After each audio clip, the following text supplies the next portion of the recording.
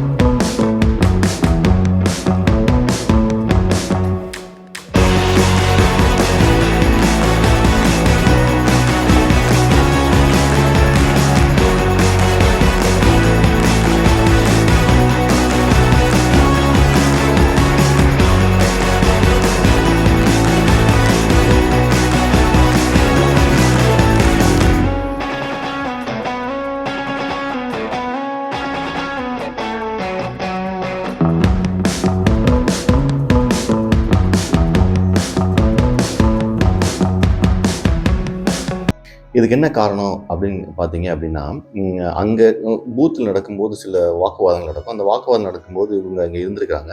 இல்ல அங்க போய் கம்ப்ளைண்ட் குடுக்க போறோம் அப்படின்னு சொன்னோனே, அங்க இருக்கவங்க எல்லாருமே சண்டை போடுறாங்கலாம் ஓகே. இன்னைக்கெல்லாம் மிருகங்கள் கூட பார்த்தீங்கன்னா, இன்னொரு மிருகம் அடிச்சு சாப்பிடும்போது அந்த மிருகம் இன்னொரு மிருகம் வந்து கர்ப்பமா இருக்குன்னா தொடவே மாட்டேங்குது. அந்த அளவுக்கு மிருகங்களே மெச்சூர்ட் ஆகுது. இது என்ன அநியாயமா இருக்குது? ஒரு பெண் வேட்பாளர் கர்ப்பமா அதுவும் 8 மாத நிறை கர்ப்பிணியா வந்துட்டு அங்க நிக்கிறாங்க. அப்புறம் வீல் சேர்ல கூட்டிட்டு அப்படியே ஹாஸ்பிட்டலுக்கு போயிருக்காங்க. ஹாஸ்பிட்டல்ல இருக்காங்க. அப்போ திமுக வேட்பாளர்கள், திமுக தொண்டர்கள் மேல ஒரு கேஸ் ஃபைல் பண்ணியிருக்காங்க. இது என்னடா இது இவ்வளோ மோசமா இருக்கு அப்படின்னு இருக்கும்போது, நீங்க இந்த இந்த சம்பவத்த பத்தி இந்த நாம் தமிழர் கட்சி மட்டும் தான் பேசுறாங்க. ஏன்னா டைரக்ட்டா அவங்க தான் பாதிக்கப்பட்டிருக்காங்க. வேற யாருமே பேசல.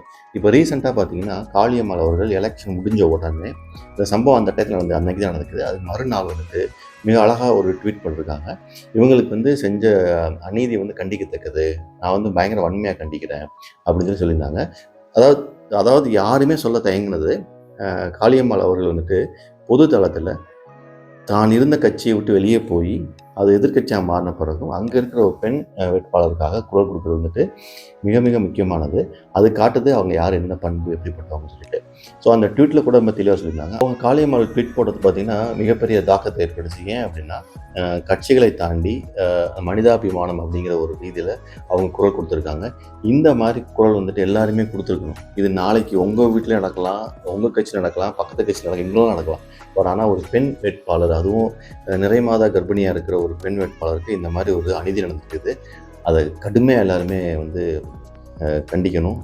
காளியம்மாள் மட்டும் கிடையாது, காளியம்மாளுக்கு நம்ம சொல்லிவிட்டு இப்போ ஜென்ரலாகவே பார்த்தீங்கன்னா இதை எல்லாருமே எதிர்த்து எல்லாருமே குரல் கொடுக்கணும். ஈவன் அவங்க கட்சிக்குள்ளேயே வந்து திமுக கட்சிக்குள்ளேயே வந்துட்டு இதை வன்மையாக கண்டித்து அந்த பசங்களை வந்துட்டு ஒரு விதமான வார்ன் பண்ணியிருக்கணும். அதை ஏன் பண்ண மாட்டேங்கிறாங்கன்னு தெரியவே இல்லை. இதெல்லாம் ரொம்ப மோசமான ஒரு சுச்சுவேஷன். அதனால் வந்துட்டு தயவுசெய்து இந்த மாதிரி சம்பவங்கள் இனிமேல் நடக்காமல் பார்த்துங்க. பெண்கள் அப்படிங்கிறவங்க, அதுவும் கர்ப்பமான ஒரு பெண்கள் வந்துட்டு இன்றைக்கெல்லாம் பெண்கள் அரசியலுக்கு வரதே கம்மியாக இருக்குது. அவங்க வர்றவங்களையும் இந்த மாதிரி நீங்கள் வந்து இல் ட்ரீட் பண்ணீங்க அப்படின்னா, அதுவும் நீங்கள் வந்து ஒரு கர்ப்பமான ஒரு பெண்ணையே இப்படி இல் ட்ரீட் பண்ணுறீங்கன்னா, சாதாரண பெண்களை என்ன பண்ணுவீங்க? அப்படிங்கிற ஒரு பயம் வருது. அதை பண்ணாதீங்க தயவுசெய்து. அது நல்லதில்லை. இந்த திராவிடம் வந்து இதை சொல்லிக் கொடுத்துச்சா? பெண் உரிமை பற்றிலாம் பேசுகிறாங்க. இப்போ நம்ம வேறு டாப்பிக்லாம் பேசலாம். இதெல்லாம் எங்கே இருக்குன்னே எனக்கு தெரியல. எந்த எந்த உரிமையில் வருது?